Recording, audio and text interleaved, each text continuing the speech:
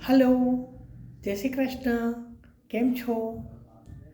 આજે આપણે spoken English વિશે સાચી માહિતી જાણીએ. સ્પોકન ઇંગ્લિશ એટલે એવું નથી કે ગ્રામર, વાક્ય રચના, ખાલી જગ્યા ભરો, ભાષાંતર કરો, એ બધું લખીએ એટલે આપણને સ્પોકન ઇંગ્લિશ આવડી જાય. સ્પોકન ઇંગ્લિશ એટલે કે બેઝિક્સ ક્લિયર કરીને બોલવાની પ્રેક્ટિસ કરી જે કંઈ પ્રોબ્લેમ આવતા હોય તે સોલ્વ કરતા જઈએ તો તમે સ્પોકન ઇંગ્લિશ શીખી શકાય.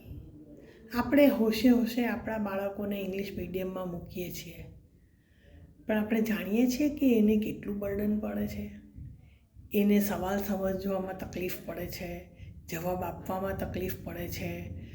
એ ફક્ત ગોખીને લખે છે, જેટલું આપ્યું હોય એટલું જ એ વાંચીને લખી શકતો હોય, એની બહારનું કાંઈ લખી શકતો નથી કે બોલી શકતો નથી. દરેક સબ્જેક્ટ ઇંગ્લિશમાં આવતા હોય એટલે એનું પ્રેશર આવે છે.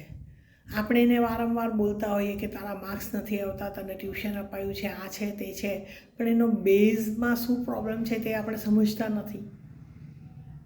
તો એના માટે શું કરી શકાય કે આપણે એમનું બેઝિક ક્લિયર કરીને પછી એમને બોલવાની પ્રેક્ટિસ, લખવાની પ્રેક્ટિસ કરીએ તો એને એ વસ્તુનું ક્લેરિટી આવે. એ પોતાની જાતને એક્સપ્રેસ કરી શકતા હોવા જોઈએ. પોતાના વિચારોને લખી શકે અને બોલી શકે એ રીતે શીખે તો એને આવડે. આપણે ક્લાસોમાં મૂકી તો દઈએ છીએ કે ચલો મૂકી દીધું, સ્પોકન ઇંગ્લિશમાં મૂકી દીધા અને હવે એક સ્ટેમ્પ મરાઈ જાય છે કે ક્લાસ થઈ ગયો એટલે આવડી ગયું. એવું નથી હોતું.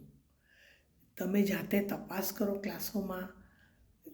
આજે તો બહુ બધા સાધનો આપણને મળી ગયા છે. આપણે કોઈ આગળ ભણ્યું હોય તેને મળો, ગૂગલ પર રિવ્યૂ જુઓ, તપાસ કરો અને પછી મૂકો. ફીસ કરતાં પણ ટીચિંગ ક્વોલિટી શું છે તેનું ધ્યાન આપો અને બાળકોને ભણાવો કે જેથી એને ખરેખર આવડે, ભણવામાં ઇન્ટરેસ્ટ આવે અને એ કંઈક શીખી શકે. અત્યારે તમે જુઓ, CBSE અને ICSEની એક્ઝામ્સ ખતમ થાય છે ફેબ્રુઆરી એન્ડમાં ને માર્ચની અંદર બેચ સ્ટાર્ટ થાય છે એમનું ઇંગ્લિશ ઇમ્પ્રૂવ કરવા માટે. તો તમે મળી શકો છો અને જાણકારી મેળવી શકો છો.